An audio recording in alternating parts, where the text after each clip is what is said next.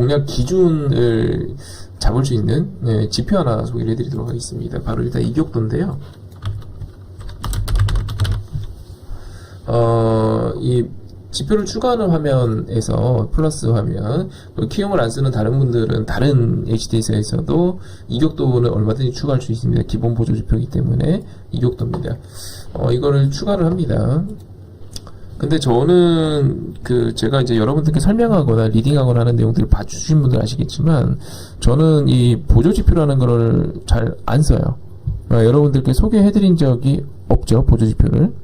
네, 특별히 이야기한 적이 없습니다. 하지만 이번만큼은 기준을 좀 삼을 필요가 있을 것 같아요. 자, 어떤 경우냐면요, 이 보조지표 중에서 이격도라는 건 말 그대로 이동평균서와의 거리를 말해요. 이평과의 거리, 이격도입니다. 즉 이격도 5라는 것은요, 5일선과의 거리, 이격도 10이라는 것은요, 11선과의 거리, 이격도 20이라는 것은요, 21선과의 거리입니다. 근데 말씀드린 것처럼 저는 단기 이격 과다 상태에만 공략할 것이기 때문에 5일선만 봅니다. 그러면 딴 거 다시 지우죠. 더블 클릭합니다. 그러면 이런 화면이 뜨게 돼요. 네, 그러면 라인 설정에 들어가서 나머지를 다 체크해 줘야 합니다. 필요가 없거든요. 그럼 5일 이격이 남네요. 5일 이격은 보기 쉽게 한 두 개를 3포인트 한 넣을까요? 네, 넣겠습니다. 확인을 누릅니다. 그럼 이렇게 되죠. 이해되시죠? 자, 그러면 어떤 국면에서 공략할지 기준을 삼을 수가 있는데, 자, 보세요. 저희가 원하는 것은 이런 걸 잡고 싶은 거예요. 과거의 현대 일렉을 기준으로 하자면요. 이해되시죠? 그러면 그때를 보면은 요때가 되겠고 요때가 되겠네요. 이격 기준으로는 한 90 이하쯤, 5일선과의 거리가 90 이하쯤 내려왔을 때는 당시에는 매수하기 좋았던 포인트군요. 이렇게 수치화해서 볼 수 있어요. 이격도를 보게 되면.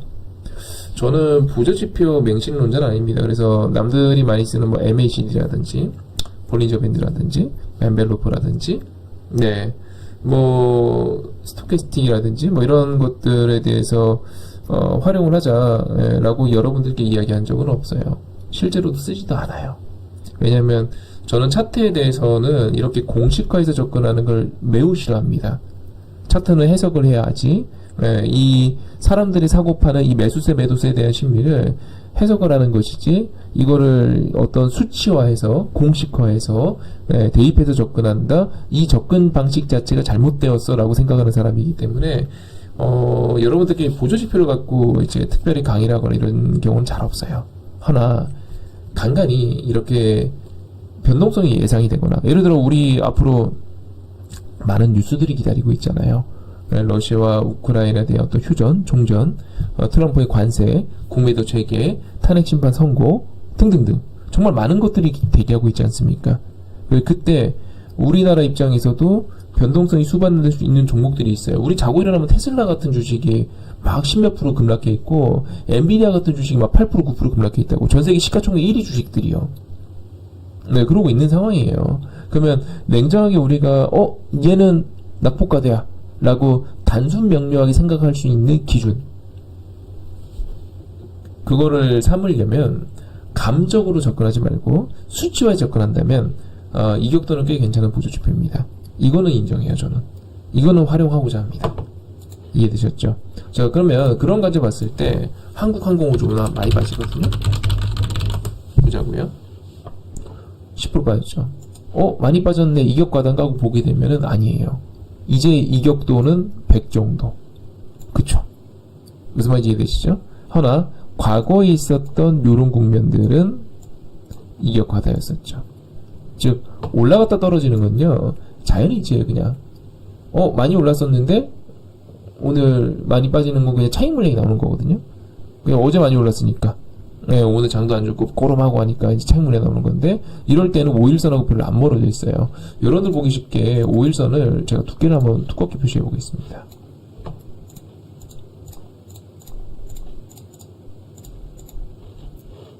보이시죠? 네, 그렇게 안 멀어져 있어요. 5일선 여기 있잖아요. 지금 여기 그렇게 멀지 않아요. 이러면 낙폭과대라 보기 힘들죠. 그냥 오늘 하루 좀 많이 빠진 거. 근데 최근 기준 낙폭과대라 하기 힘들죠. 그러면 아까 이야기했던 우리 JYP 한번 볼까요? 얘는 납폭과대인가? 얘는 슬 납폭과대 국면에 진입한 거죠. 보시면 제가 선언하는 거 볼까요? 요 정도 라인에서는 그래도 이 정도 납폭과대에서 늘 반등을 해왔으니까 반등하면 같이 올라가는 겁니다. 이렇게. 그쵸. 그래서 개인적으로는 6만원 극초반이거나 6만원 아예 깨버리거나 하면은 반등이 꽤 멋들어지게 나오지 않을까라고 생각이 돼요. 네, 요렇게 이해되셨죠? 그럼 요걸 어디서 쓸 거냐면 조선, 벼락기, 방산 이런 애들이 변동성이 커졌는데 뉴스도 많고 하니까 커졌는데 사야 되나? 긴가민가한데?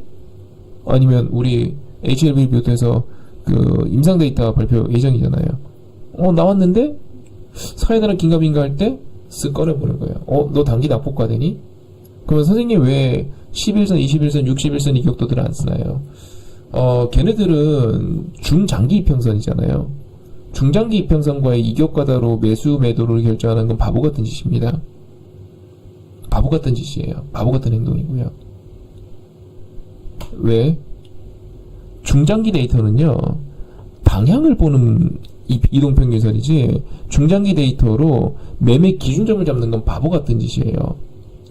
가장 큰 이유를 하나 들어드릴게요. 여러 가지 이유가 있지만, 가장 큰 이유. 여러분, 121격각다. 121선이라 칩시다. 121선은요, 우리가 이제 한 20일 정도를 한 달로 치자고요. 거래일 기준으로. 20일 전 한 달을 치자고요. 한 반기 데이터예요. 6개월짜리. 21선은요, 한 달이죠. 그쵸? 60일선은요, 한 분기잖아요. 그쵸? 121선은요, 반기라고요. 그죠? 이 반기 데이터인데, 이 반기 데이터는요, 자, 반기 데이터는, 요렇게 봐주시면 돼요. 이 반기 데이터 같은 경우는요, 우리가 차트에서 241선 혹시 보신 분들 계실지 모르겠는데 그거에 한 딱 절반 정도 데이터, 1년 데이터 한 절반 정도 데이터죠. 그리고 이거는 요즘으로 봤을 때는 장기 입형에 해당이 돼요. 옛날은 모르겠어요. 요즘 기준 장기 입형에 해당이 되죠. 그리고 시간이 이렇게 누적되어 있잖아요. 그러면 사람들은 성질이 변해요. 이런 사연이 생긴다고요. 아이씨 팔아버려? 이런 분도 있고, 사연이 생겨갖고 손절매 하신 분도 있고, 또 어떤 분들은 추가 매수하게 됐고, 이 121선 안에 있는 사람들이 그대로 남아있질 않아요. 시간이 지나면 지날수록. 특히 한국 사람 성미가 급하잖아요. 그대로 안 있다고요. 아이씨 그냥 잊고 살자 이런 분도 있지만, 하지만 오일은요